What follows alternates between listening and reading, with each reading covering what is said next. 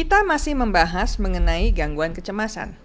Salah satu gangguan kesehatan mental yang banyak dialami oleh beragam kalangan, tua maupun muda.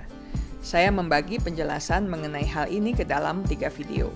Di video pertama, saya sudah membahas pengertian dan ciri gangguan kecemasan, siapa saja yang rentan menyandang gangguan kecemasan, serta bagaimana mendiagnosis gangguan kecemasan. Sedangkan di video kedua, saya akan membahas mengenai tipe-tipe gangguan kecemasan.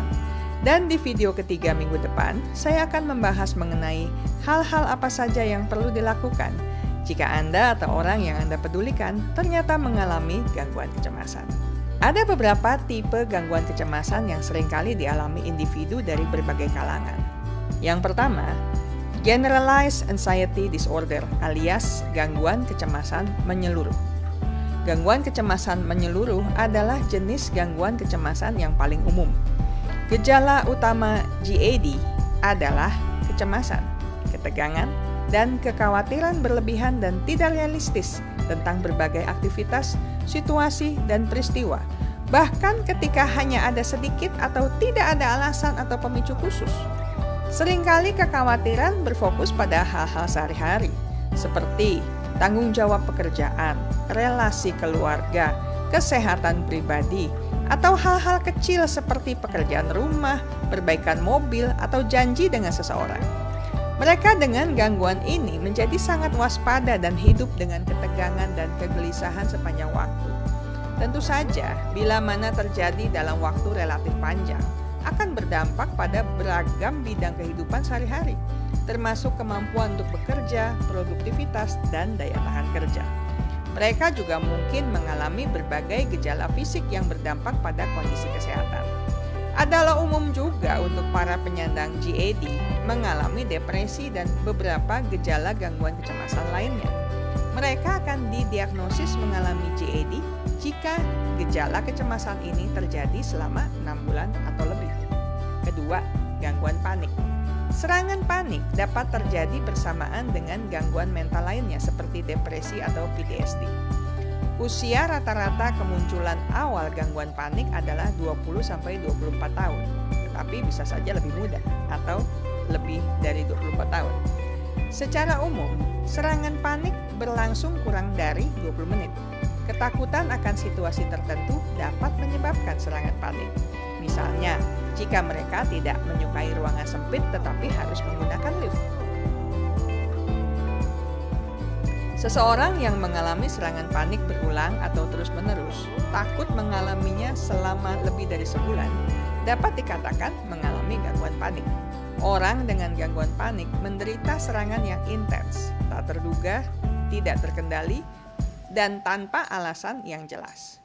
Gangguan ini juga mencakup berbagai gejala fisik seperti pusing hingga pingsan, gemetar, sesak nafas, rasa tercekik, jantung berdebar-debar, nyeri dada, mati rasa atau kesemutan, menggigil atau kepanasan, gangguan perut atau mual, serta keringat berlebih. Mereka dengan gangguan ini sangat mungkin ketakutan mengalami serangan panik di masa depan. Selama episode ini, mereka juga melaporkan banjirnya pikiran seperti akan mengalami malapetaka yang menyebabkan mereka menjadi tidak waras atau mati. Karena gejalanya sangat parah, banyak orang yang mengalami serangan panik mungkin percaya bahwa mereka mengalami serangan jantung atau penyakit lain yang mengancam jiwa. Mereka mungkin pergi ke unit gawat darurat dari sebuah rumah sakit. Ketiga, OCD alias Obsessive Compulsive Disorder. Gangguan ini memang sudah tidak termasuk lagi di dalam gangguan kecemasan. Tetapi saya akan mencoba membahasnya karena masih banyak orang yang mengaitkan OCD dengan gangguan kecemasan. Orang dengan OCD memiliki pikiran dan ketakutan konstan yang mengganggu dan tidak mereka inginkan, yang memicu kecemasan alias obsesi. Meskipun orang tersebut mungkin mengakui pikiran-pikiran ini sebagai hal yang konyol, mereka seringkali mencoba meredakan kecemasannya dengan melakukan perilaku atau ritual tertentu secara berulang-ulang, alias kompulsi. Namun, melakukan tindakan ritual ini hanya memberikan kelegaan sementara. Sementara itu, tidak melakukan ritual jelas-jelas akan meningkatkan kecemasan mereka. Biasanya mereka akan menghabiskan waktu lebih dari 1 jam setiap hari untuk pemikiran dan tindakan berulang ini.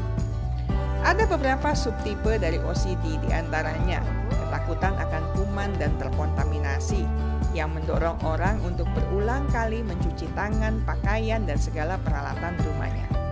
Berikutnya, ada kebutuhan konstan pada orang lain untuk memeriksa diri sendiri atau lingkungan untuk mencegah kerusakan, kebakaran, kebocoran, atau bahaya lainnya. Orang lain juga mungkin sulit mengelola pikiran tentang hal-hal yang tabu, mengerikan, atau menjengkelkan. Subtipe lainnya membuat individu penderitanya tidak merasa mampu membuang barang-barang yang tidak berguna atau sudah usang. Keempat, gangguan stres pasca trauma alias PTSD, Post Traumatic Stress Disorder.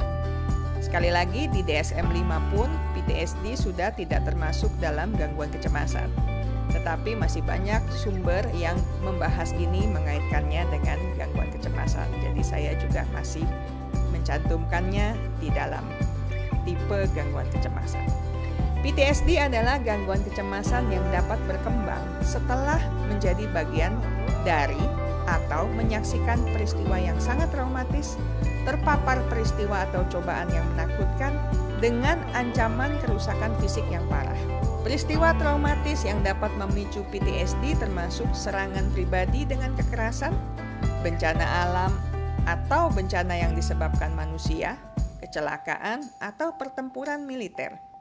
Individu yang menyandang PTSD akan mengalami berbagai pikiran yang menakutkan, perasaan tegang dan cemas, marah tanpa alasan yang jelas, mimpi buruk, kesulitan tidur atau bersantai karena kilas balik terus-menerus dari peristiwa tersebut. Beberapa orang mengubah rutinitas mereka untuk menghindari pemicu yang mengingatkan mereka pada peristiwa tersebut. PTSD didiagnosis ketika seseorang memiliki gejala setidaknya selama 1 bulan, dimulai dalam waktu 3 bulan setelah kejadian. Dalam beberapa kasus, mereka tidak muncul sampai berbulan-bulan atau bertahun-tahun kemudian. Sebaliknya, individu mungkin saja merasa cemas selama berbulan-bulan atau bertahun-tahun setelah peristiwa tersebut, bahkan jika dia tidak terluka secara fisik pada saat kejadian. Kelima, fobia spesifik. Fobia adalah ketakutan berlebihan dan terus-menerus yang tidak berdasar terhadap objek, peristiwa, aktivitas, atau situasi tertentu, yang umumnya tidak berbahaya atau tidak menakutkan, tetapi penderitanya akan berusaha keras menghindari pemicu kecemasan mereka. Ketakutan ini sudah berlangsung minimal selama 6 bulan dan menyebabkan masalah dalam berbagai fungsi kehidupan seseorang. Ketakutan penderita bisa berkisar dari ketakutan untuk berada di ketinggian atau menggunakan pesawat terbang, ketakutan berada di tempat ramai atau di tempat tertutup, ketakutan terhadap serangga atau hewan peliharaan tertentu, ketakutan terhadap darah, air, atau jarum suntik. Keenam, gangguan kecemasan sosial alias social phobia. Gangguan kecemasan sosial adalah saat Anda merasakan kekhawatiran dan kesadaran diri yang berlebihan tentang situasi sosial sehari-hari. Penderita secara obsesif tidak nyaman dengan penilaian orang lain akan penampilan atau performa kerjanya. Mereka memiliki ketakutan yang kuat bahwa sesuatu yang mereka lakukan atau katakan akan menyebabkan mereka dipandang rendah, dikritik, ditolak, dihina, diejek, atau dipermalukan dalam interaksi sosial. Orang-orang ini tidak dapat menangani situasi sehari-hari, seperti berbahasa basi atau bahkan makan di depan umum. Individu akan merasakan tanda-tanda fisik kecemasan seperti berkeringat, detak jantung cepat, suara gemetar, atau wajah merona. Fobia sosial dapat terbatas hanya pada satu jenis situasi, misalnya takut berbicara dalam situasi formal atau informal di depan umum, bertemu orang baru, atau makan minum di depan orang lain, atau dalam bentuknya yang paling parah mungkin sangat luas, sehingga seseorang mengalami gejala hampir kapan saja mereka berada di sekitar orang lain. Ketakutan atau kecemasan menyebabkan masalah dengan fungsi sehari-hari dan berlangsung setidaknya 6 bulan. Ketujuh, separation anxiety alias gangguan kecemasan akan keterpisahan. Individu yang mengalami gangguan ini akan merasa sangat cemas, khawatir, atau takut ketika seseorang yang dekat dengannya terpisah darinya atau meninggalkan pandangannya. Mereka akan selalu khawatir bahwa sesuatu yang buruk mungkin terjadi pada orang yang mereka cintai. Mereka mungkin enggan atau menolak untuk pergi keluar atau tidur jauh dari rumah atau tanpa orang itu, atau mungkin mengalami mimpi buruk tentang perpisahan. Gejala fisik gangguan ini seringkali berkembang pada anak-anak atau remaja, tetapi gejalanya dapat terbawa hingga masa dewasa. Perasaan ini setidaknya terjadi 4 minggu pada anak-anak dan 6 bulan pada orang dewasa dan menyebabkan masalah dalam fungsi kehidupan mereka. Pada anak-anak, khususnya anak prasekolah, gejala ketakutan, panik, khawatir, dan cemas muncul ketika mereka terpisah dari orang tua atau orang yang mereka cintai. Mereka mungkin takut bahwa orang tua mereka akan terluka atau tidak kembali seperti yang dijanjikan. Anak-anak yang lebih dewasa atau orang dewasa yang mengalami perpisahan juga mungkin mengalami gangguan kecemasan perpisahan.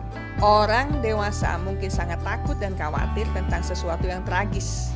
Anak-anak yang lebih dewasa atau orang dewasa yang mengalami perpisahan yang penuh tekanan mungkin juga mengalami gangguan kecemasan akan perpisahan. Orang dewasa mungkin sangat takut dan khawatir tentang sesuatu yang tragis terjadi pada anggota keluarga atau orang yang mereka cintai, bahkan ketika mereka bersama-sama. Kedelapan, gangguan kecemasan yang diinduksi zat.